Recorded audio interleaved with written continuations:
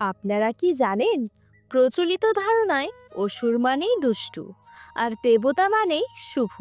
কিন্তু যদি বলি এই গল্পে এক অসুর রাজ জয় করেন স্বর্গ, অথচ তাকে পরাজিত করতে আসেন এক ক্ষুদ্র ব্রাহ্মণ বালক।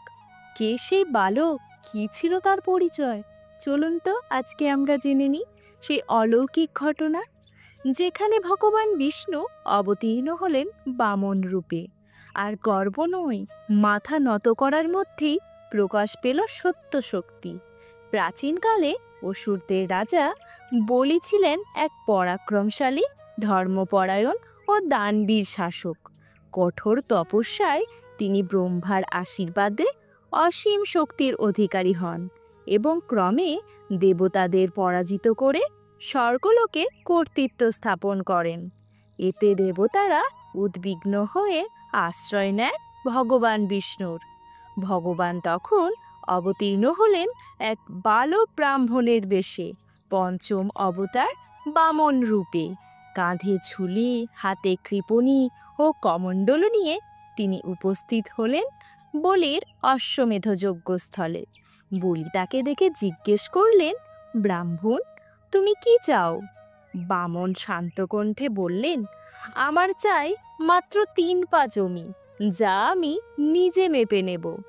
বলি বিস্মিত হলেও তার দানশীলতার কথা মনে রেখে বললেন, 3 পা জমি নিশ্চয়ই দিচ্ছি। প্রতিজ্ঞার সঙ্গে সঙ্গে ঘটল এক অলৌকিক রূপান্তর। ক্ষুদ্র বামন বদলে ভগবান ধারণ করলেন বিশাল ত্রিবিক্রম রূপ। প্রথম পদক্ষেপে তিনি মেপে নিলেন সমগ্র পৃথিবী, দ্বিতীয় পদক্ষেপে স্বর্গলোক। তারপর বললেন, বলো রাজা, আমার 3য় পা রাখবো কোথায়? বলি শ্রদ্ধায় মাথা নত করে বললেন, প্রভু, রাখুন আমার মাথায়। ভগবান তার 3য় পা রাখলেন বলির শিরে। বলি স্থান পেলেন পাতাল লোকে।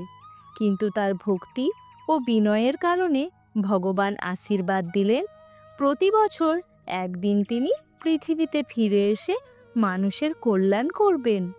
এই দিনটি দীপাবলির অংশ হিসেবে উদযাপিত হয়।